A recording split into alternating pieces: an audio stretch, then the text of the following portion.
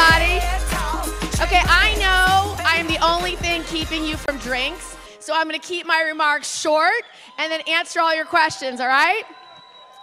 So I don't know if you saw my announcement speech, but I did it right outside of Trump International. Did you see it?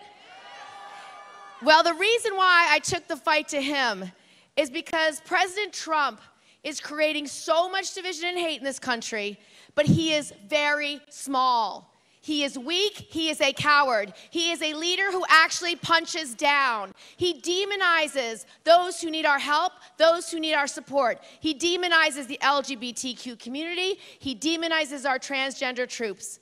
And when you have a bully like that as President of the United States, what it means is it loses who we are as a country. Our country, at its best moments, has always been strong. In fact, we don't even remember what it's like to have a president who's brave. Do you remember what it's like when a president says, let's send a man to the moon? Or when a president says, let's pass the Civil Rights Act? That's what bravery looks like. It's when you're willing to take on the battles that no one else is willing to take on, and you are willing to do the thing that is really hard to do. So what you're doing right now on the grassroots is exactly what our country is made of. You are fighting district by district, state by state. You flipped the House in 2018. Thank you for doing the work. We know that when our democracy is strong, the people's voices are heard. And I think what we're talking about here today is really meaningful. The fact that we want to restore this democracy to the hands of the people. If you want to do that, you have to go to the root of the problem. And I can tell you, the root of the problem is corruption and greed. Anything that you want to achieve, anything, whether it's the Green New Deal, whether it's health care as a right and not a privilege, whether it's fixing our public schools, whether it's getting prescription drug prices down, I can show you what is standing in the way. Let's look at gun violence. It is the NRA. They are funded by the gun manufacturers. The gun manufacturers care more about selling weapons than having universal background checks. They would rather sell a weapon to someone on the terrorist watch list, to someone who is gravely mentally ill with a violent background. That's why they are against the Violence Against Women's Act. They would rather sell a weapon to someone with a criminal conviction for violent crimes. And that's the truth of it. And that is the difference between capitalism and greed. They are defined by their greed. Any other issue that you care about, let's say health care is a right, well, you have to be willing to take on the insurance companies. If you're unwilling to take on the insurance companies, you will never get to health care as a right and not a privilege. That's why I'm for Medicare for all, and that's why we have to fight to pass Medicare for all. So you're wondering, why am I running for president, and why am I going to win? Well, let me tell you.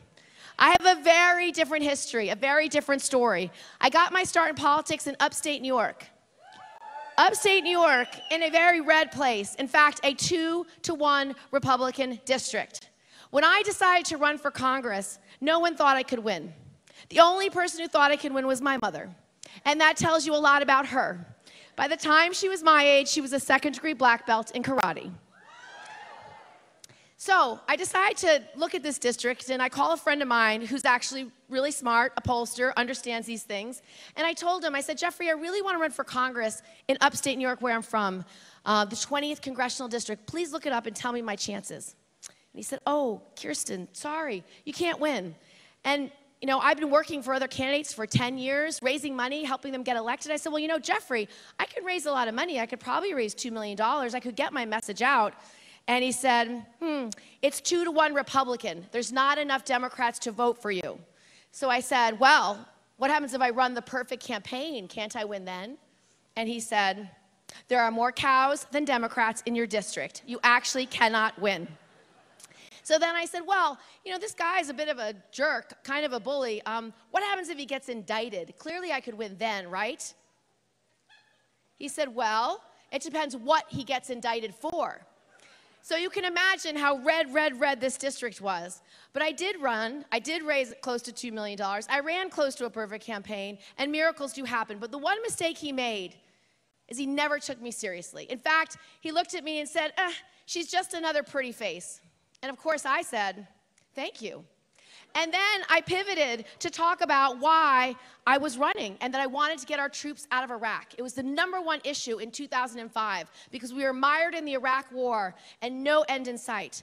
I also ran on, surprise, surprise, Medicare for all. Because even back then, in a 2-to-1 Republican district, when I traveled the district, people couldn't afford health care. They couldn't afford it because back then we didn't even have the Affordable Care Act. People were dropped coverages as soon as they had a pre-existing condition. People were discriminated against. People couldn't afford it at all. And so they wanted a solution. And I said, well, how about letting anyone buy into Medicare at a price they can afford, 4 or 5% of income? And they said, yes, that's perfect because it creates more competition and it allows for lower prices and quality care. So when Senator Sanders introduced his bill, I got to work on the part about the transition, a 4 or 5 year transition to let people buy in, to create the competition, to bring the prices down, to get to single payer. That is the quickest way to get to single payer in America today and why I signed on to the bill. So in conclusion, I want to talk to you about why I'm going to win.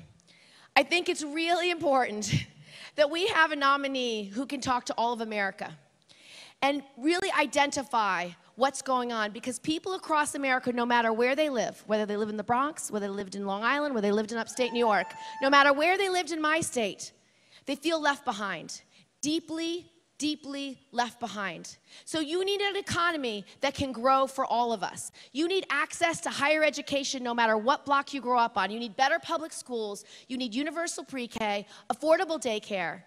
You need to be able to have good public schools and higher ed. So how about one big idea? How about telling any young person in America today, if you are willing to do a year of public service, you get 2 years of community college or state school free. If you are willing to do 2 years of public service, you get 4 years free. And the reason why this is such a good idea, because of 2 things. Number one, we need people in public service desperately. We need the next generation of teachers. We need the next generation of nurses and home health aides. We need people trained in the green jobs of the future in STEM subjects. We need first responders, and we need more people to enter the military. It's an expansion of the GI Bill. It will work, and it will change the heart of America. So the anecdote to President Trump, who has spewed hate and division for the last 2 years he's been in office, is to take and ask America's young people, ask what you can do for America, not what America can do for you. And that's the truth of it. And so when they do public service, their hearts are changed, and we change the character of this nation in a generation. So I have 30 seconds left, so I'm going to leave you with one other big idea. So as I've been traveling around the country, the biggest concern people have right now is underemployment. It's not unemployment, it's actually underemployment. Because people are working hard all across our state and the country, but they're not being paid enough to make it into the middle class. Just not. They can't cobble together enough hours, they can't make ends meet. So why not make a commitment to America and say, if you want to work full-time, if you are unemployed or underemployed, we will pay for your job training. So whether it's in a state school, a community college, a city college, a not-for-profit, or an apprenticeship program, we will pay for your training to get a higher paying job so you can earn your way into the middle class. That is one of the best, cleanest ideas to take on institutional racism, to take on people who have been left behind and feel the economy is not built for them, for all the people who feel the system is rigged and know it. That is the best solution. So that is a way that I think we can make the economy grow and make sure every person in America has a chance to live up to their God-given potential.